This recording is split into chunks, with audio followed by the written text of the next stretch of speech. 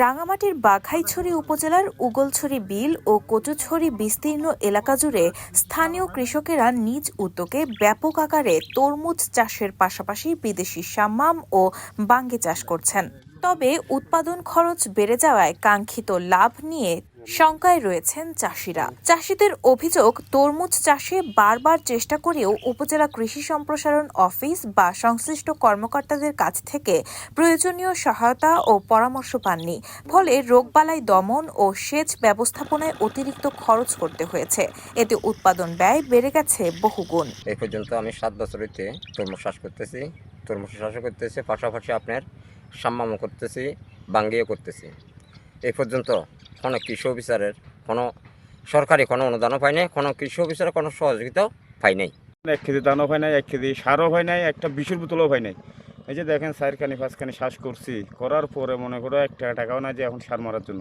তবে বিক্রেতাদের দাবি, রমজান মাসে স্থানীয় বাজারে তরমুজের চাহিদা থাকলেও দাম তুলনামূলকভাবে ক্রেতাদের নাগালের মধ্যেই রয়েছে।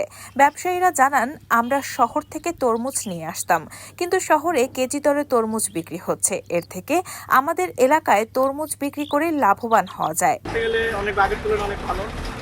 আগে তো আমরা তুলনামূলক শহর থেকে আনতাম, গাড়ি খরচ, তারপরে গাড়ি খরচে যাতায়াত কেরিং খরচটা বেশি করতাম। বর্তমানে আমাদের এলাকায় বাঘাইছড়ি উপজেলাতে তরমুজ উৎপাদন হইতেছে, তুলনামূলক খরচ কম, মানুষের চাহিদা অনুযায়ী রেট করা মালও আছে। উপজেলা কৃষি বিভাগ সূত্রে জানা গেছে, চলতি বছর উপজেলায় আনুমানিক 15 হেক্টর জমিতে তরমুজ চাষ হয়েছে। তবে সরকারি বরাদ্দ না থাকায় কোনো কৃষককে প্রণোদনা বা বীজ সরবরাহ করা সম্ভব হয়নি। শুধুমাত্র একজন তরমুজ চাষিকে প্রদর্শনীর জন্য বীজ দেওয়া হয়েছে। কৃষকদের অভিযোগ খতিয়ে দেখে প্রয়োজনীয় সহযোগিতা করা হবে বলেও তিনি আশ্বস্ত করেন।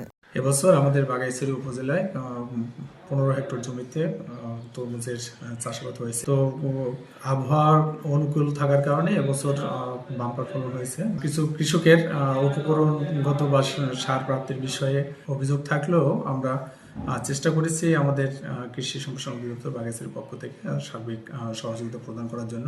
ফলন ভালো হলেও উৎপাদন ব্যয় ও নিরাপত্তা সংকটে লাভের মুখ দেখতে পারছেন না বাঘাইছড়ি তরমুজ চাষিরা। সংকট নিরসনে সংশ্লিষ্ট কর্তৃপক্ষের কার্যকর উদ্যোগের অপেক্ষায় স্থানীয় চাষিরা।